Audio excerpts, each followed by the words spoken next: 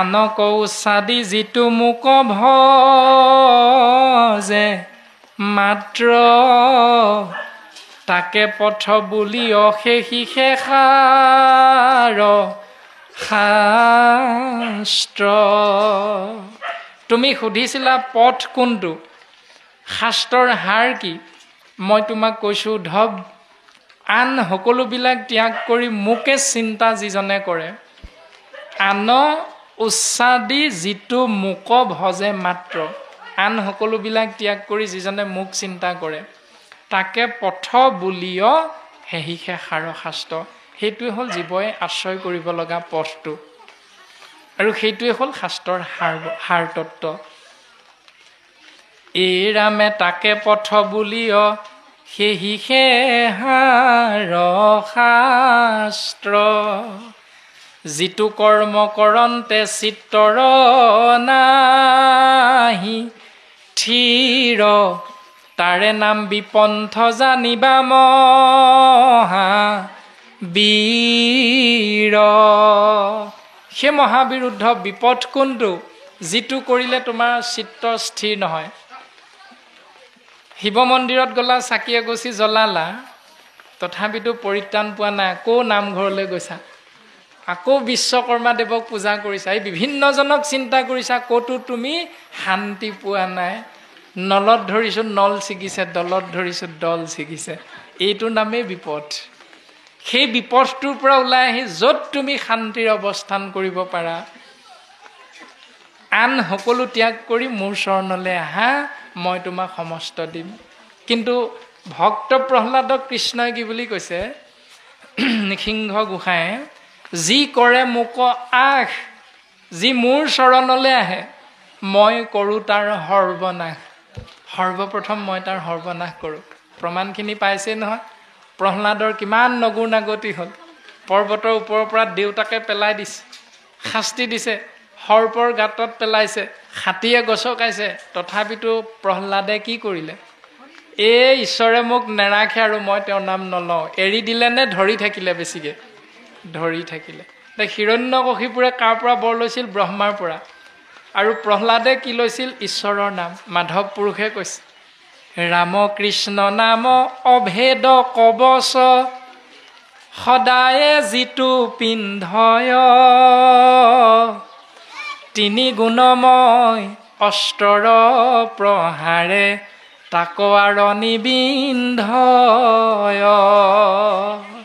প্ৰহ্লাদে সেই অক্ষয় কবচ সদায় পৰিধান কৰি আছিল, ৰাম নাম, কৃষ্ণ নাম, হৰি নাম, বিষ্ণু নাম।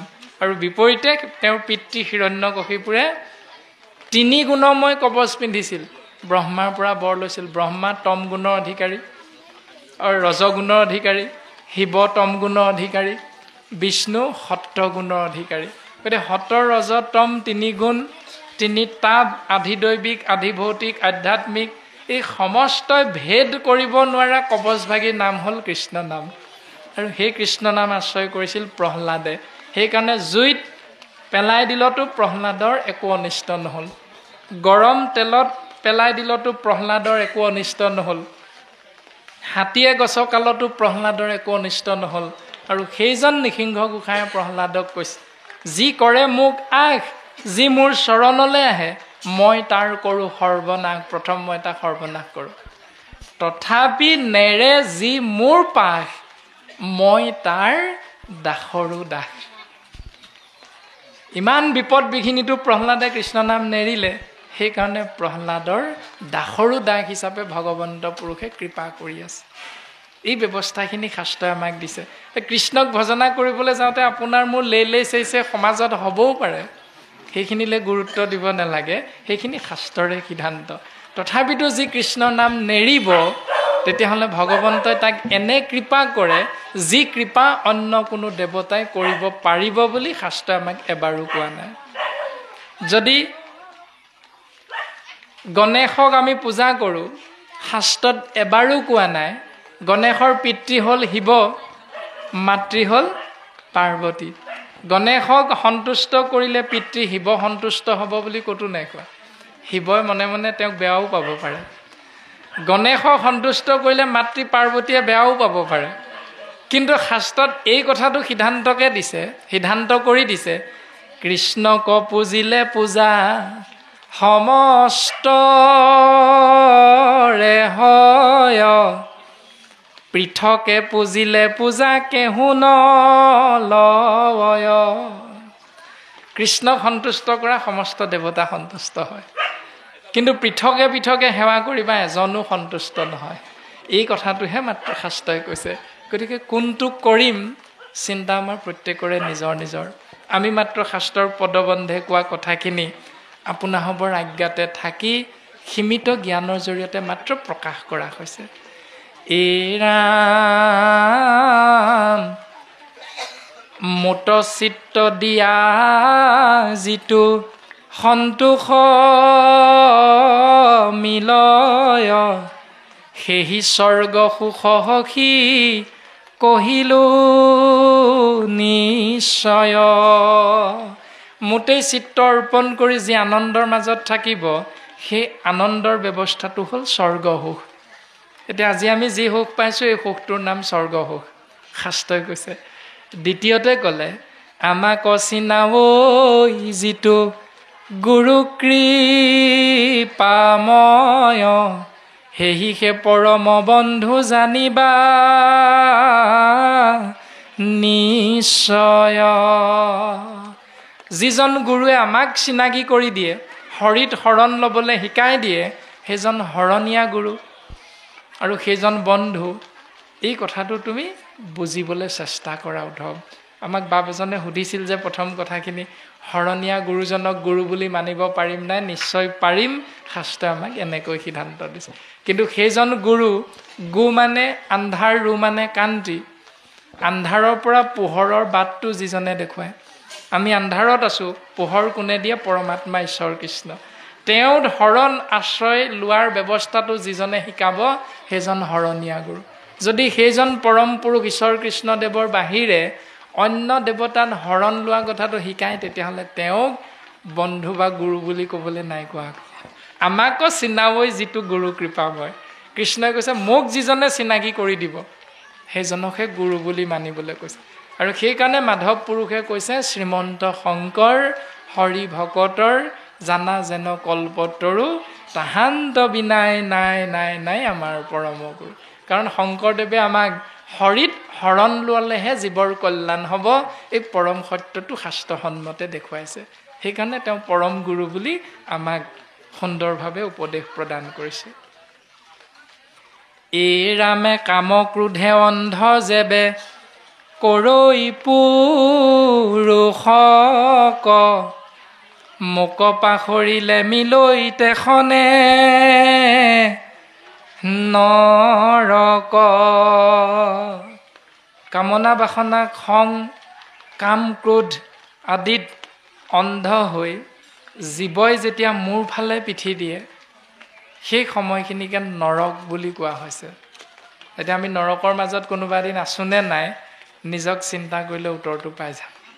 তেনে ভকতৰ সংগ পায়ো নগ'লোঁ, এই আমুক আহিছে নি বোলে, আমুক আহিছে, এই সেইটো গ'লে মই নাযাওঁ, সেইটোক যদি মাতিছা তেতিয়াহ'লে মই তালৈ যাব নোৱাৰোঁ। তাৰমানে ক্ৰোধত অন্ধ হৈ গ'লোঁ, ঈশ্বৰৰ ফালে পিঠি দিলোঁ। তেওঁৰ যে শৰীৰতো একে পৰমাত্মাই আছে, ঈশ্বৰ কৃষ্ণই কথাটো আপুনি মই বিদ্বেষ কৰিলোঁ। সেইকাৰণে কাম ক্ৰোধে অন্ধ যেবে, কৰৈ পুৰুষক, মোক পাহৰিলে মিলৈ তেখনে নৰক। সেইটোৱে হ'ল নৰক। এই ৰাম মহুৰ সেৱাৰ যোগ্য, মনুষ্য শৰীৰ, তাকে সে বুলি অগৃহ জানা মহাবীৰ। মোক সেৱা কৰিব পৰা উত্তম পাত্ৰটো হ'ল 24টি তত্ত্বৰে গঠিত পঞ্চভূতি মনুষ্য শৰীৰ। বাকী মাছ কাছ চৰাই চিৰিকটি গছ গছনি এই তিনিমুঠি জীৱ ঈশ্বৰক চিন্তা কৰিব নোৱাৰে, কিন্তু উত্তম পাত্ৰটো হ'ল মনুষ্য শৰীৰ। সেইকাৰণে মহুৰ সেৱাৰ যোগ্য মনুষ্য শৰীৰ, তাকেহে বুলিয় গৃহ জানা মহাবীৰ। তাৰমানে শিল ইটা বালি চিমেণ্টেৰে 5 মহল বনালো সেইটো ঘৰ বুলি নাই কোৱা গৃহ বুলি কৈছে সেইখন এই শৰীৰটোক গৃহ বুলি কৈছে এতিয়া এই শৰীৰৰূপী গৃহখনত জীৱ আত্মা প্ৰৱেশ হোৱাৰ পাছত 24টি তত্ত্ব 10 ইন্দ্ৰিয় সহিতে যিখিনি কৰ্ম কৰিম সেই কৰ্মখিনি যদি শাস্ত্ৰসন্মত হয় তেতিয়াহ'লে জীৱই আনন্দ পায় যদি শাস্ত্ৰসন্মত নহয় তেতিয়াহ'লে জীৱই কষ্ট পায় এতিয়া শৰীৰটো হ'ল বিনাশী পঞ্চভূত মাটি পানী বায়ু অগ্নি আকাশ এই পঞ্চভূততে শৰীৰটো বিলীন হ'ব কোনোবাই জুই দি পুৰিব কোনোবাই মাটি দি ঢাকিব কোনোবাই নদীত উটুৱাই দিব কোনোবাই কবৰ দিব কফিনত ভৰাই থব প্ৰত্যেকৰে ধৰ্মৰ নিয়ম মতে নিজৰ নিজৰ চিন্তাত কৰে ভুল এটাও নহয় পঞ্চভূতি শৰীৰ পঞ্চভূতত বিলীন কৰা ব্যৱস্থা প্ৰত্যেকেই বেলেগে কৰে কিন্তু সেই বিনাশী শৰীৰটোৰ কাৰণে যিবিলাক আহাৰ গ্ৰহণ কৰোঁ সেই আহাৰবিলাক 3টা ভাগত বিভক্ত গুণযুক্ত তামসিক আহাৰ ৰাজসিক আহাৰ সাত্বিক আহাৰ সাত্বিক আহাৰ গ্ৰহণ কৰিবলৈ শাস্ত্ৰই আমাক সিদ্ধান্ত দিছে আমি 4 মুঠি জীৱ 4টা ভাগত বিভক্ত হৈ থাকোঁতে 2টা বস্তু শাস্ত্ৰই কৈছে মানুহে বাণী কয় ইতৰ প্ৰাণীয়ে ধ্বনি কয় মানুহ আৰু অৰ্থাৎ বাণী আৰু ধ্বনি প্ৰকাশ কৰা জীৱবিলাক ইটোৱে সিটো হত্যা কৰাটো শাস্ত্ৰসন্মতে অপৰাধ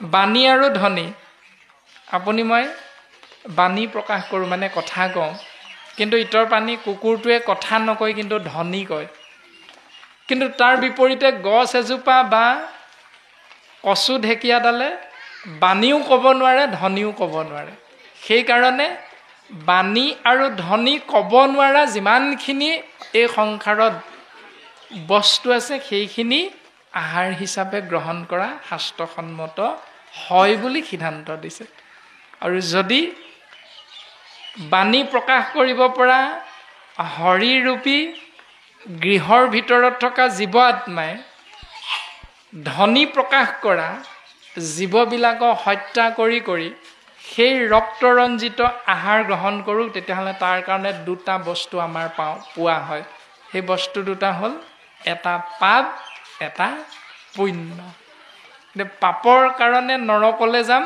পুণ্যৰ কাৰণে স্বৰ্গলৈ যাম কোনটো কৰিম শাস্ত্ৰই কিন্তু কচু ঢেকীয়া যিটো সাত্বিক আহাৰৰ কথা কৈছে এইখিনি খালে সেইখিনিতো জীৱ আত্মা আছে কিন্তু সেইখিনিয়ে দুখ পাইছোঁ বুলি এই বাণী বা ধ্বনিটো প্ৰকাশ কৰিব নোৱাৰে আৰু সেইকাৰণে শাস্ত্ৰই আমাক মনুষ্যৰ আহাৰ হিচাপে সেইবিলাকক সন্মতিটো প্ৰদান কৰিছে আৰু বৰ্তমান এই মনুষ্য শৰীৰত সেই জীৱ আত্মা প্ৰৱেশ কৰি তাৰ বিপৰীত নিয়মটো যদি পালন কৰোঁ তেতিয়াহ'লে আমি স্বাভাৱিকতে নৰকলৈ যাম কিন্তু বিপৰীতে এটা বাঘে এটা হৰিণে একেখন অৰণ্যতে থাকি দুইটাই ধ্বনি প্ৰকাশ কৰে হৰিণটোও মুখেৰে প্ৰকাশ কৰিব পাৰে ধ্বনি বাঘেও মুখেৰে প্ৰকাশ কৰিব পাৰে ধ্বনি বাঘটোৱে যেতিয়া আহাৰৰ বাবে হৰিণটো মাৰে বিনা দুখত বাঘটোৰ কিন্তু পাপ নহয় কাৰণ সি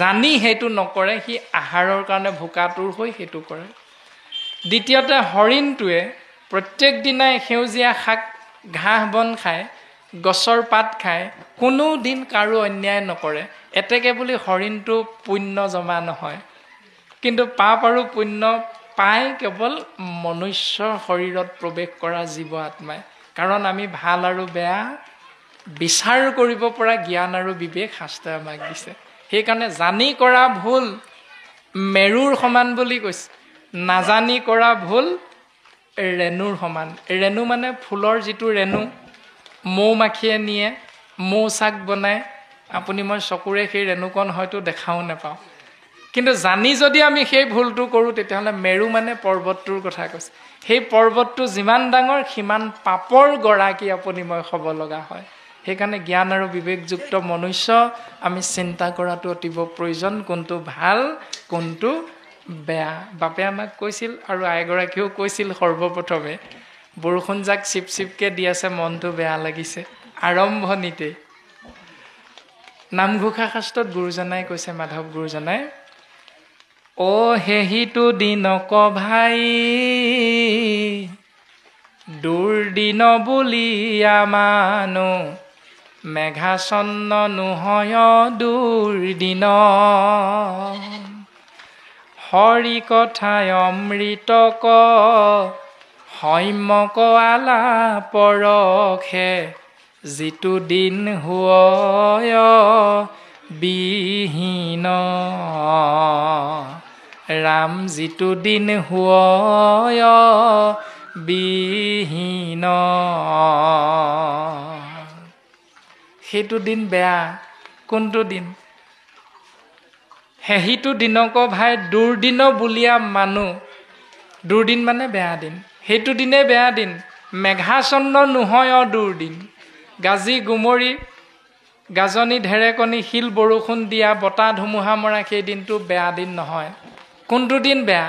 হৰি কথা অমৃতক, অমৃতময় হৰি কথা সৌম্যক আলাপ ৰখে, আলাপ আলোচনাৰ মাধ্যমেৰে ৰস পান কৰিবলৈ, যিটো দিন হয় বিহীন, যিটো দিন আমি নাপালোঁ ভকতৰ সংগ, সেইটো দিন আমাৰ বেয়া দিন বুলি কৈছে। এতিয়া আজিৰ দিনটো ভাল নে বেয়া? পিছে ভাল দিন। বৰষুণ দিয়ক নিদিয়ক দৰকাৰ নাই, আজিৰ দিনটো শাস্ত্ৰই কৈছে ভাল দিন। কাৰণ আমি কৃষ্ণ কথা শুনিবলৈ ভকতৰ সংগ পাইছোঁ, সেইকাৰণে আজিৰ দিনটো ভাল। দ্বিতীয়তে বুদ্ধদেৱে, ভগৱান বুদ্ধই এটা নিয়মৰ কথা কৈছে। আপোনাৰ হওক সৰ্বজানন্তা। এজন ৰজাই বুদ্ধদেৱক সুধিছিল যে,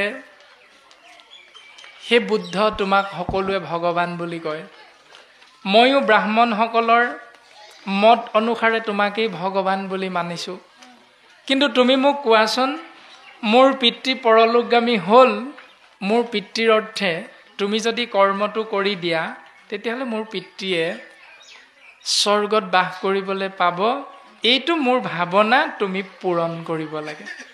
এই বুলি ৰজাজনে বুদ্ধদেৱক ভগৱান বুদ্ধ বুলি কৈ সেৱা নিবেদন কৰিলে। আৰু ভগৱান বুদ্ধই এটি উপদেশ দিলে, ঠিক আছে, তোমাৰ মনৰ কামনা পূৰণ কৰিবলৈ চেষ্টা কৰা হ'ব। তুমি কালিলৈ প্ৰত্যুষতে আহিবা, অৰ্থাৎ ৰাতিপুৱাতে আহিবা, আমি এখন নদীৰ কাষলৈ যাম। বুদ্ধৰ লগ হৈ নদীৰ কিনাৰত গৈ উপস্থিত হ'ল, দুটা কলহ লৈ আহিবলৈ ক'লে, দুটা কলহ লৈ আহিল। আৰু সেই কলহ দুটাত এটাত শিল ভৰ্তি কৰি আনিছে, এটাত ঘিউ ভৰ্তি কৰি আনিছে। আৰু দুইটা কলহ সুন্দৰকৈ পানী সোমাব নোৱাৰাকৈ মুখনি মাৰি দিয়া হৈছে। আৰু দুইটা কলহ নদীত উটুৱাই দিবলৈ কোৱা হ'ল। ৰজাই উটুৱাই দিলে। বুদ্ধদেৱে এডাল লাঠি আনি ৰজাক দুইটা কলহ মাৰ মাৰি ভাঙিবলৈ ক'লে। নদীত উপঙি যোৱা কলহ দুটা ৰজাই ভগৱান বুদ্ধৰ আজ্ঞা শিৰোগত কৰি দুইটা কলহ ভাঙি দিলে মাৰ মাৰি। প্ৰথম শিল ভৰ্তি কলহটো মাৰ মাৰি ভাঙি দিয়াৰ পাছত ৰজাক সুধিলে, বোলে ৰাজন কিবা বুজি পাইছানে? ৰজাই অকণমান সময় চিন্তা কৰি ক'লে যে, ভগৱান বুদ্ধ, মই এটাই বুজি পাইছোঁ যে শিল ভৰ্তি কলহটো যেতিয়ালৈকে মুখনিখন মাৰি থোৱা আছিল, সি পানীত উপঙি আছিল। যদিও শিল পানীতকৈ গধুৰ, তথাপিতো সি পানীটো সোমাব নোৱাৰাৰ কাৰণে সি উপঙি আছে। যেতিয়াই কলহটো ভাঙি দিলোঁ, তাত পানী সোমাল, স্বাভাৱিকতে শিল পানীতকৈ গধুৰ, এইটো প্ৰকৃতিৰ নিয়ম। সেইকাৰণে পানীতকৈ শিল গধুৰ কাৰণে শিলবিলাক স্বাভাৱিকতে পানীৰ তললৈ গুচি গ'ল। বোলে তুমি সুন্দৰভাৱে বুজি পাইছা, এইটো প্ৰকৃতিৰ নিয়ম প্ৰভু। বোলে সত্য। তাৰ পাছত ঘিউ ভৰ্তি কলহটো ভাঙি দিলে। যেতিয়ালৈকে পানী সোমোৱা নাই, ঘিউ ভৰ্তি কলহটো পানীৰ তললৈ যোৱা নাই, উপঙি আছে। তাৰ পাছত ঘিউ ভৰ্তি কলহটো ভাঙি দিলে মাৰ মাৰি। সি পানী সোমোৱাৰ লগে লগে ঘিউখিনি পানীত স্বাভাৱিকতে উপঙি বিস্তাৰিত হৈ গ'ল, বহল হৈ গ'ল। বোলে কি বুজিলা? ঘিউ পানীতকৈ পাতল, সেইকাৰণে পানীত ঘিউ উপঙি আছে, এইটো প্ৰকৃতিৰ নিয়ম। ৰাজন, তোমাৰ পিতৃ এই সংসাৰ এৰি গুচি গ'ল। এতিয়া প্ৰকৃতিৰ নিয়ম অনুসৰি শিলবিলাক পানীৰ তললৈ গ'ল, পানীতকৈ গধুৰ। প্ৰকৃতিৰ নিয়ম অনুসৰি ঘিউ পানীৰ ওপৰত উপঙি আছে, কাৰণ পানীতকৈ পাতল, ঘিউ প্ৰকৃতিৰ নিয়ম। তুমি যদি নদীখনৰ কিনাৰত ধৰি লওক এই ব্ৰহ্মপুত্ৰখনৰ কিনাৰতে আমি সমস্তজন ৰাইজে যাগ যজ্ঞ পূজা পাতল এটাৰ পাছত এটাকৈ কৰি থাকোঁ, শিলখিনি পানীৰ ওপৰলৈ উঠি আহক, উঠি আহিবনে? যাগ যজ্ঞ পূজা পাতল দান দক্ষিণা যিয়ে নিদিওঁ সেই শিলখিনি পানীৰ তলৰ পৰা কেতিয়াও ওপৰলৈ উঠি নাহে, কাৰণ এইটো প্ৰকৃতিৰ নিয়ম। ঘিউখিনি পানীৰ তললৈ যাওক এই বুলি আমি সকলোৱে বৰতাল, দবা, খোল আদিবিলাক বজাই বজাই যদি নদীৰ কিনাৰত আমি নাম গাই থাকোঁ, ঘিউখিনি পানীৰ তললৈ যাবনে? কেতিয়াও নাযায়, কাৰণ এইটো প্ৰকৃতিৰ নিয়ম। গতিকে আমিও এই পঞ্চভূতি দেহাটো প্ৰকৃতিৰ নিয়ম, প্ৰকৃতিতে বিলীন হ'ব, পঞ্চভূততে বিলীন হ'ব। এই শৰীৰটোত সোমাই জীৱ আত্মাই শৰীৰটোৰ লগত সহ অৱস্থান কৰি প্ৰকৃতি পুৰুষত দুয়ো হৈব একমতি, তেহে সিজিব কৃষ্ণত ভকতি। তো প্ৰকৃতি স্বৰূপা শৰীৰটোত সোমাই পুৰুষ স্বৰূপ জীৱই পৰম পুৰুষ ঈশ্বৰৰ নাম এদিনো নললোঁ, মৰাৰ পাছত যাগ যজ্ঞ পূজা পাতল দান দক্ষিণা দিলে সেই জীৱ আত্মা স্বৰ্গলৈ যাবনে নৰকলৈ যাব? কলৈকো নাযায়। কৰ্ম যি কৰিছোঁ শৰীৰত থাকি সেই কৰ্ম অনুসাৰে শাস্ত্ৰই যলৈ যাব বুলি সিদ্ধান্ত দিছে তালৈহে আমি যাম। গতিকে ভগৱান বুদ্ধই খুব সুন্দৰভাৱে নিয়ম দিছে, আমি শৰীৰত সোমাই প্ৰকৃতি পুৰুষত দুয়ো নহৈব একমতি। একমতি যেতিয়ালৈকে নহ'ব দাইল আলুগুটি নিসিজে, আপোনাভাৱে জানে। আইগৰাকীয়ে সেন্দুৰ ল'লে এজনৰ নামত, বিয়া হ'ল এখন ঘৰলৈ, যদি জীয়ৰী হৈ থাকোঁতে 5জন মানক মনে মনে ভাল পাই আছিলে, সেই 5জনক যদি মনে মনে ফোন কৰি থাকে, বাপজন গুৱাহাটীত কৰ্ম কৰি আছে, তেওঁ যদি ঘৰলৈ আহি কেনেবাকৈ মোবাইলটোত ধৰা পেলায় কি হ'ব অৱস্থা? ঘৰখন ভাগি ঠাণ্ডান হৈ যাব।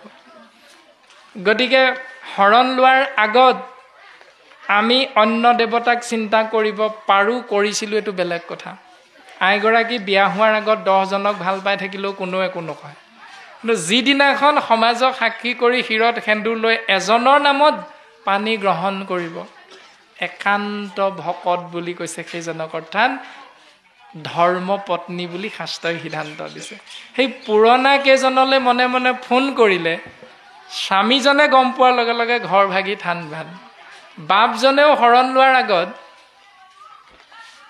বিয়া পতাৰ আগত 10গৰাকীমানক মনে মনে ভাল পাই আছে, কিন্তু সমাজক সাক্ষী কৰি এগৰাকীকহে বিয়া কৰালে ধৰ্মপত্নী হিচাপে। সেইগৰাকীক আওতাত ৰাখি মনে মনে পুৰণা কেইগৰাকীলৈ ফোন কৰি থাকিলে, আইগৰাকীয়ে যেতিয়াই গম পাব মোক মা ঘৰত থৈ আহকগৈ, কেলৈ আনিছিলে, সেইদিনাৰ পৰা ঘৰ ভাগি ঠান বান। গতিকে প্ৰকৃতি স্বৰূপা আইগৰাকী, পুৰুষ স্বৰূপ বাপজন যদি মনৰ মিল নহয় তেতিয়াহ'লে ঘৰ ভাগি ঠান বান। যদি মনৰ মিল হয় তেতিয়াহ'লে নৰকগামী হোৱা ঘৰখনো সুন্দৰভাৱে বৈকুণ্ঠলৈ ৰূপান্তৰিত হৈ যাব। সেইকাৰণে কৈছে প্ৰকৃতি পুৰুষত দুয়ো হৈব একমতি। শৰীৰত থকা জীৱাত্মাই শৰীৰৰ অংগ পতংগবিলাকৰ নীতি নিৰ্দেশনাক অগ্ৰাধিকাৰ নিদি জীৱৰ স্বধৰ্ম পৰম পিতা ঈশ্বৰক চিন্তা কৰা, এইটোত লিপ্ত কৰাবলৈ এই ইন্দ্ৰিয়বিলাকক বশীভূত কৰাৰ ব্যৱস্থাটোৰ মাধ্যমেৰে জীৱন যদি আগবঢ়াই নিব পাৰোঁ তেতিয়াহ'লে জীৱন ধন্য। ভক্তি আহাৰত প্ৰৱেশ কৰাব পাৰিলে আহাৰক প্ৰসাদ বুলি কয়। আহাৰৰ নামটো এনেই প্ৰসাদ হৈ নাযায়। নামঘৰত বাপ সমস্তই যেতিয়া মগু কেইটামান, বুট কেইটামান, কল কুঁহিয়াকে ধৰি নাম প্ৰসংগ কৰি যেতিয়া ভগৱন্তৰ অগ্ৰত অৰ্পণ কৰে তেতিয়া তাৰ নাম কি হয়? প্ৰসাদ। সেই বুট মগু কেইটা তিনিআলি চুকত দোকানী এজনে বিক্ৰী কৰি থাকে নহয়, তাৰ নামটো কি? মিক্সাৰ চানা। একেকেইটাই, কিন্তু দ্ৰব্য একেকেইটাই, তাত কিন্তু মিক্সাৰ চানা, ইয়াত কিন্তু প্ৰসাদ। কাৰণ এইটো ধৰ্মই আমাক নীতি নিয়মে শিকাইছে। ভক্তি যেতিয়া জলত প্ৰৱেশ কৰাব পাৰিম সেই জল অমৃতলৈ ৰূপান্তৰিত হয়। বোলে এগৰাকী বৰ পিয়াহ লাগিছে, পানী এগিলাচ দিবনে? ইগৰাকীয়ে যদি বোলে বাপ কৃষ্ণ গ্ৰহণ কৰক, এই যে কৃষ্ণ নামটো কৈ দিলোঁ, সেই অমৃতলৈ ৰূপান্তৰিত হৈ যায়। গতিকে শাস্ত্ৰই কৈছে প্ৰত্যেকটো কথাই আমাক এনেকৈ গৃহত যদি ভক্তি প্ৰৱেশ কৰাব পাৰোঁ তেতিয়াহ'লে গৃহখন মন্দিৰলৈ ৰূপান্তৰিত হয়। এতিয়া আমি ঘৰত আছোনে মন্দিৰত আছোঁ নে ক'ত আছোঁ আমি নিজেহে বুজি পাম। পুৱা গধূলি ঈশ্বৰৰ নাম লওঁ নে নলওঁ, কৃষ্ণদেৱৰ নাম আশ্ৰয় কৰোঁ নে নকৰোঁ, এইটো আমি প্ৰত্যেকে নিজে নিজেহে বুজি পাম।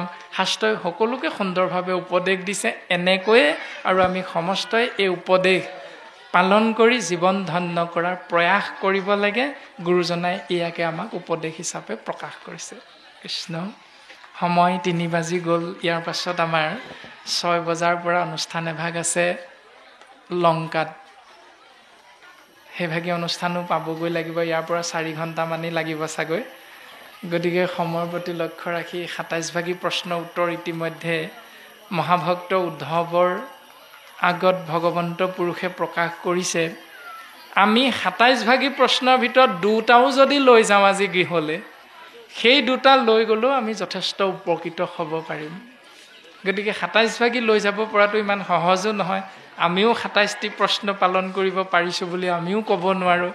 অন্তত এক ঈশ্বৰমুখী হ'বলৈ আমি চিন্তা কৰাটো অতীৱ প্ৰয়োজন। এই কথাটো গুৰুজনে আমাক বাৰে বাৰে কৈছে। গতিকে আমি পণ লোৱাটো, সিদ্ধান্ত লোৱাটো প্ৰত্যেকৰে নিজৰ নিজৰ। গুৰুজনাই কৈছে অন্য দেৱী দেৱ নকৰিবা, সেও গৃহ নপঢ়িবা তাৰ, মূৰ্তিকো নাচাইবা, প্ৰসাদো নাখাইবা, ভক্তি শৈৱ ব্যভিচাৰ। মূৰ্তিকো নেদেখিবা বুলি নাই কোৱা, মূৰ্তিকো নাচাইবা বুলি কৈছে। আপুনি মই ৰাস্তাই ঘাটে যাওঁতে গছৰ তলত ৰাস্তাৰ কাষত ঢেৰ মূৰ্তি দেখিব পাৰোঁ, কিন্তু দেখা আৰু চোৱাৰ মাজত পাৰ্থক্য আছে। গুৰুজনে নাচাইবা বুলি কৈছে, অৰ্থাৎ মনেৰে গ্ৰহণ নকৰিবা, এক ঈশ্বৰকহে চিন্তা কৰিবা। এই কথাটো কৈছে। এক কৃষ্ণ দেৱ কৰিও ক সেৱ, ধৰিও তাহানৰ নাম, কৃষ্ণ দাস হৈয়া প্ৰসাদ ভঞ্জিয়া, হস্তে কৰা টান কাম। এই সিদ্ধান্তটো দিছে। হেন তত্ত্ব জানি চিন্তা চক্ৰ পানী, অনাদৰি আন কাম, কৃষ্ণৰ কিংকৰে ৰচিলা শংকৰে, ডাকি বোলা ৰাম ৰাম।